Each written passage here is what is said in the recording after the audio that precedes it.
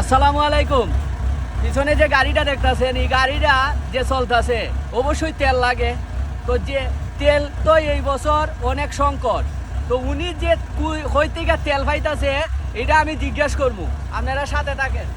আসসালামু আলাইকুম। আপনি যে গাড়ি চালাইতেছেন, ধান কাটতেছেন, তেল কোথা থেকে পাইতেছেন? তেলের তো প্রচুর সংকট। অনেক সংকট। আমরা হবিগঞ্জ জেলায় আমাদের সরকারি আমাদের একটা কার্ড দিয়েছে। সরকারে উনাদের একটা কার্ড দিয়েছে, তো কার্ডের মাধ্যমে কি তেল পরিপূর্ণ তেল দেয়? হ্যাঁ, কার্ড দিয়ে 200 লিটার তেল আমাদের দেয়। একটা গাড়ির জন্য 200 লিটার তেল। একটা গাড়ির জন্য 200 লিটার তেল দেয়। তো 200 লিটারে কি মানে সারাদিন কাটা হয়? 200 লিটারে হয়? 200 লিটারতে আমার হয়ে যায়। মানে একটা গাড়ি 200 লিটার মানে তেলে প্রতিদিন 200 লিটার তেল দিব।